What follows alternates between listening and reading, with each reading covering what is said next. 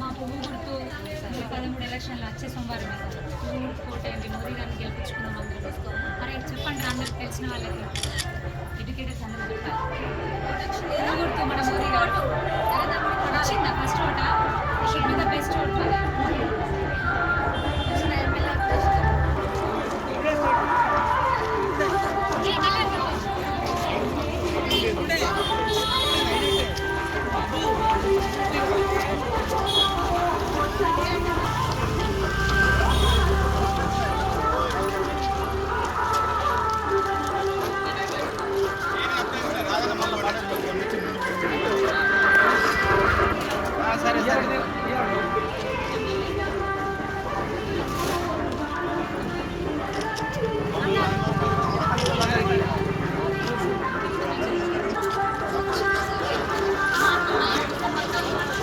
నమస్కారమ్మా.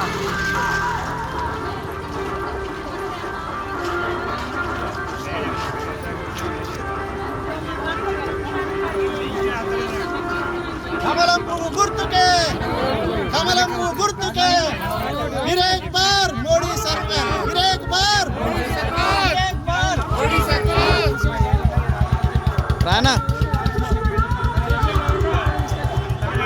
राजाना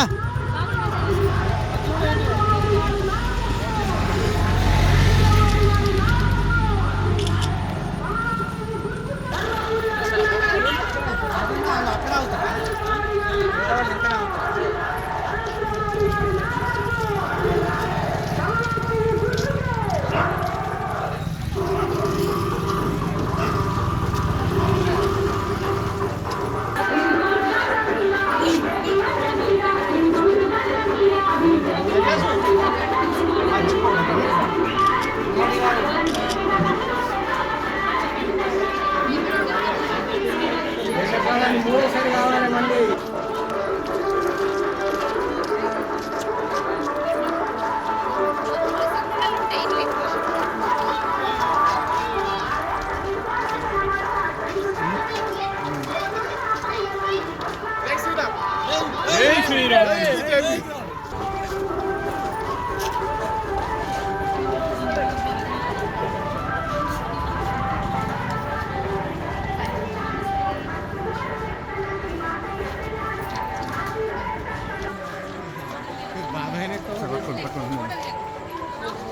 चल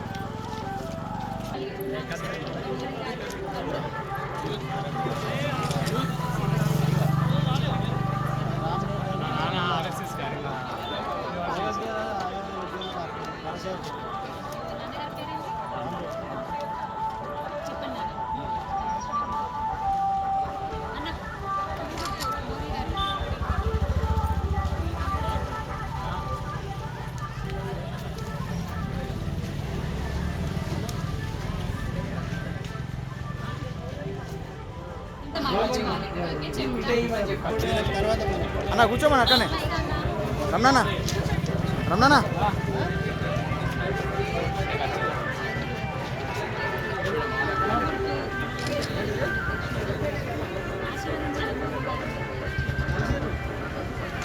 బాగానా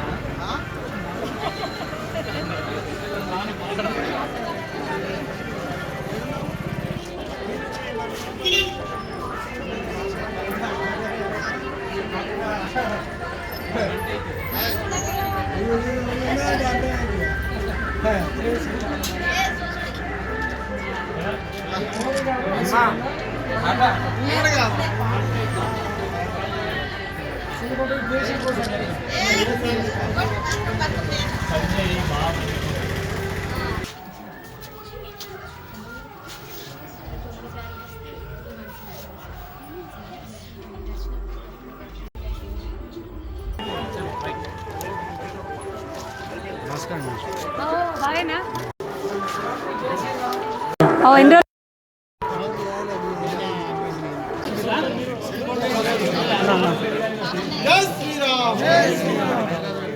రోజులు ఓరన్నా అరే ఇది జరుపురా ఇది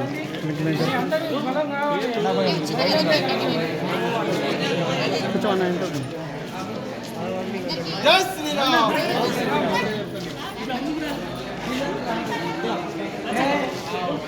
వీడియో నడుస్తుంది వెనకకెళ్ళు.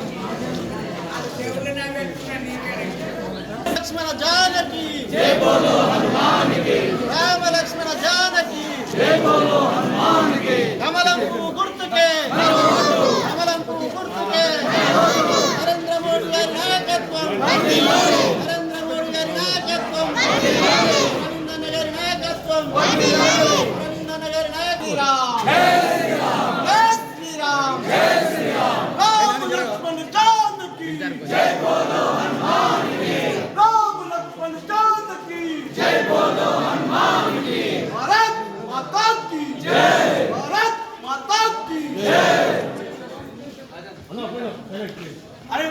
అరవిందన్నా జిందాబాద్ అరవిందన్నా జిందాబాద్ అరవిందన్నా జిందాబాద్ నరేంద్ర మోడీ జిందాబాద్ నరేంద్ర మోడీ జిందాబాద్ జేపీ నడ్డా జిందాబాద్ జేపీ నడ్డా జిందాబాద్ డాక్టర్ శ్రావణక్క జిందాబాద్ డాక్టర్ శ్రావణక్క జిందాబాద్ డాక్టర్ శ్రావణక్క జిందాబాద్ శ్రావణక్క జిందాబాద్ శ్రావణక్క నాయకత్వం వర్ధిల్లాలి డాక్టర్ శ్రావణక్క నాయకత్వం వర్ధిల్లాలి జై శ్రీరామ్ జై శ్రీరామ్ భారత్ మాతా की జై భారత్ మాతా की జై వందే మాతరం వందే మాతరం.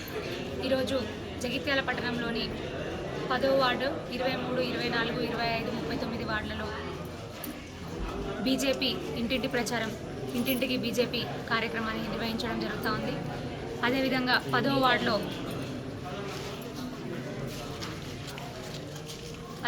10వ వార్డులో సిరికొండ లక్ష్మణ్ గారు టీఆర్ఎస్ పార్టీ నుంచి మాజీ ఉప సర్పంచ్ గారు లింగంపేట గ్రామం వారు ఈరోజు బీజేపీ కుటుంబంలోకి రావడం జరిగింది. ఎందుకంటే పార్టీ అంటేనే మేము ఒక కుటుంబం అనుకుంటాము. కుటుంబంలోకి రావడం జరిగింది. అదేవిధంగా వారితో పాటు సిరికొండ లక్ష్మి గారు వార్డు మెంబర్ గారు, అదేవిధంగా వాళ్ళ టీం అంతా కూడా శంకర్ గారు వాళ్ళ టీం అంతా కూడా రావడం జరిగింది, జాయిన్ అవ్వడం జరిగింది. మీ అందరికీ కూడా హృదయపూర్వక స్వాగత సుమాంజలు తెలియజేస్తూ ఉన్నాను. మన బీజేపీ వసుదైక కుటుంబం, ఈ కుటుంబంలోకి మీరందరికీ కూడా స్వాగతం తెలియజేస్తూ ఉన్నాము. మనందరము కలిసి నరేంద్ర మోదీ గారు ప్రధానమంత్రి వర్యులు గౌరవనీయులు వారు ఆధ్వర్యంలో కేంద్రంలో జరుగుతున్నటువంటి అభివృద్ధి సంక్షేమ పథకాలన్నింటినీ కూడా ఇంటింటికి తీసుకొని వెళ్ళి నరేంద్ర మోదీ గారిని మూడవసారి ప్రధానమంత్రిగా చేద్దాం. అదేవిధంగా గౌరవనీయులు నిజామాబాద్ పార్లమెంట్ సభ్యులు ఇప్పుడు బీజేపీ పార్లమెంట్ అభ్యర్థి అయినటువంటి ధర్మపురి అరవింద్ అన్న గారికి మద్దతుగా కూడా అందరము కలిసి ప్రచారం చేద్దామని తెలియజేసుకుంటూ మరి జగిత్యాల పట్టణ ప్రజలకి ఒకటే కోరుకుంటా ఉన్నాను. కేంద్రంలో రానటువంటి కాంగ్రెస్ పార్టీకి, రాష్ట్రంలో లేనటువంటి బీఆర్ఎస్ పార్టీకి ఓటు వేసి మన ఓటును వృధా చేసుకోవద్దు. దయచేసి మన పవిత్రమైనటువంటి ఓటుని, అతి పవిత్రమైనటువంటి ఒక పార్టీ ధర్మం కోసం, న్యాయం కోసం, నమ్ముకున్న సిద్ధాంతాల కోసం, దేశ రక్షణ, దేశ భద్రత, దేశ సంక్షేమం, అభివృద్ధిని కాంక్షించేటటువంటి పార్టీ నాయకులు నరేంద్ర మోదీ గారు, పార్టీ బీజేపీ. ఆ బీజేపీ పార్టీకి కమలం పువ్వు గుర్తుకి ఓటు వేసి మరి మన ఓటు విలువను ఇంకా పెంచుకుందాము అని మరొకసారి తెలియజేస్తూ ఉన్నాను. మరి ఇక్కడ ఉన్నటువంటి ఇక్కడ లోకల్గా ఓటు చేస్తున్నటువంటి నాయకులు మరి కాంగ్రెస్ పార్టీకి అభ్యర్థులు లేదా నాకు తెలియదు, లేకపోతే కాంగ్రెస్ పార్టీకి ఎవరు కనిపిస్తలేరా నాకు తెలియదు. నిజామాబాద్ పార్లమెంట్ సెగ్మెంట్లో ఎంతోమంది నాయకులు మరి కాంగ్రెస్ కోసం పనిచేసిన వాళ్ళు ఉన్నారు, కాంగ్రెస్లో ఉన్న వాళ్ళు ఉన్నారు. మరి ఎందుకు ఏ ఎలక్షన్ వచ్చినా కూడా ఎమ్మెల్సీ ఎలక్షన్ కానీ, ఎమ్మెల్యే ఎలక్షన్లు కానీ, ఎంపీ ఎలక్షన్లు కానీ, మరి రేపు పొద్దున జెడ్పీటీసీలు, ఎంపీటీసీలు అక్కడ దాకా కూడా పోతారో నాకు తెలియదు. కానీ ఏ ఎలక్షన్లు వచ్చినా మన అంకుల్ జీవన్ రెడ్డి గారు పోటీ చేయడమే కనిపిస్తూ ఉంది. మరి నాయకులు లేకపోతే మరి ఎందుకో నాకు తెలియదు. మరి వీరే నాకు కావాలి, అన్నే నాకు కావాలని వీరు అనడం వలన నాకు తెలియదు. కానీ అది మీ విషయం, మీ పర్సనల్ విషయం, మీ పార్టీ విషయం. కానీ అంకుల్ జీవన్ రెడ్డి అంకుల్, మిమ్మల్ని ఒకటే విషయం అడుగుతున్నాను. సిఏఏ గురించి, సిటిజన్షిప్ అమెండ్మెంట్ యాక్ట్, మన భారతదేశ పౌరసత్వానికి సంబంధించినటువంటి యాక్ట్ తీసుకొస్తాం అన్నప్పుడు మీరు అది వద్దు అని జగిత్యాల నడిబొడ్డున ధర్నా చేసిండ్రు, అందరిని పట్టుకొని ధర్నా చేసిండ్రు. మరి ఇప్పుడు అదే అమలు అవుతుంది అన్నప్పుడు ఇప్పుడు ఎందుకు చేయట్లేదు? దాని గురించి ఇప్పుడు మీరు ఎందుకు మాట్లాడట్లేదు? సిఏఏ మీద మీ స్టాండ్ ఏంటి అసలు ఒక్కసారి మాట్లాడండి. బంగ్లాదేశ్ నుంచి వచ్చిన చొరబాటుదారులకి, రోహింగ్యాలకి, ఉగ్రవాదులకి, వాళ్ళందరికీ కూడా మీరు పౌరసత్వం ఇవ్వని మాట్లాడుతున్నారు. అది ఎంతవరకు కరెక్ట్? ముందే మీ 45 సంవత్సరాల రాజకీయ జీవితంలో మీరున్నటువంటి మీ నాయకత్వంలో జగిత్యాల పట్టణం ఏదైతే ఉందో పిఎఫ్ఐకి ఉగ్రవాదానికి అడ్డాగా మారింది. ఉగ్ర దాడులు జరిగినాయి, ఎన్ఐఏ సోదాలు ఇక్కడ జరిగినాయి. నిజమా కాదా? జగిత్యాల పట్టణ ప్రజలందరూ కూడా, పరిసర ప్రాంత ప్రజలందరూ కూడా ఇది గమనించాలి దయచేసి.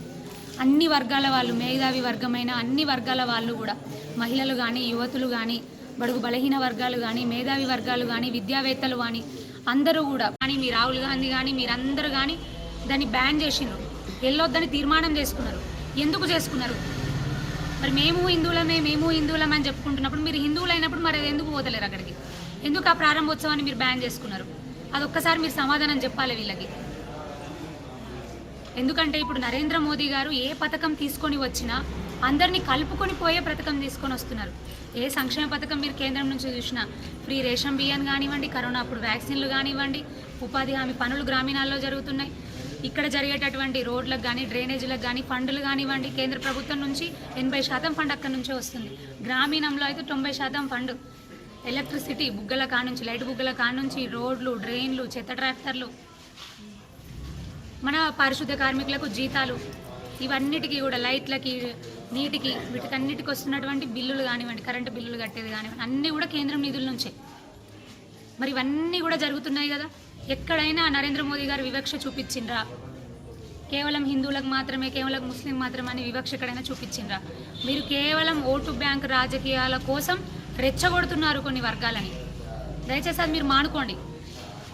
మతతత్వ రాజకీయాలు చేస్తున్నారు అని మాట్లాడతారు మీరు.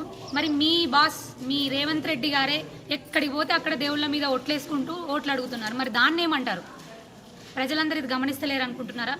దయచేసి జీవన్ రెడ్డి అంకుల్ గారు, మీరు మాట్లాడేటప్పుడు వీటన్నిటి మీద మీ స్టాండ్ ఏంటో చెప్పుకొని ఓట్లు అడగండి ప్రజల్ని, అప్పుడు బాగుంటుంది. ఓటు బ్యాంక్ రాజకీయాలు మాత్రం చేయకండి. ఎందుకంటే ఒక స్పష్టత ఉంది. దేశ భద్రత మీద కానివ్వండి, దేశ రక్షణ మీద కానివ్వండి, దేశ అభివృద్ధి సంక్షేమ పథకాల మీద కానివ్వండి, నరేంద్ర మోదీ గారికి ఒక స్పష్టత ఉండి ఈ రోజున ప్రపంచ దేశాలే వారికి దైవంలా భావించి దండం పెడుతూ వారిని గౌరవిస్తున్నటువంటి క్షణం. మరి ఇప్పుడు ప్రజలందరినీ కూడా ఒకటే కోరుకుంటా ఉన్నాను, మూడోసారి ప్రధానమంత్రి నరేంద్ర మోదీ వర్యుల్ని ప్రధానమంత్రిగా మనం గెలిపించుకుందాము. అదేవిధంగా ప్రధానమంత్రి గారు నిలబెట్టినటువంటి అభ్యర్థి గౌరవనీయులు ధర్మపురి అరవింద్ అన్న గారిని రెండోసారి ఎంపీగా మనందరం కూడా గెలిపించుకుందాము. మరొక్కసారి మన దేశ భద్రత, రక్షణ, మన అభివృద్ధికి సంక్షేమానికి మరింత బాటలు వేస్తూ ముందుకెళ్దామని మరొక్కసారి కోరుకుంటూ మే 13 కమలం పువ్వు గుర్తు, దయచేసి అందరూ కూడా కమలం పువ్వు గుర్తుకి ఓటు వేసి మీ పవిత్రమైన ఓటును వేసి మరొక్కసారి నరేంద్ర మోదీ గారిని, అరవింద్ అన్న గారిని ఆశీర్వదించగలరని అందరినీ కూడా కోరుకుంటా ఉన్నాను. జై బీజేపీ, కమలం పువ్వు గుర్తుకే, కమలం పువ్వు గుర్తుకే. బీజేపీ జిందాబాద్.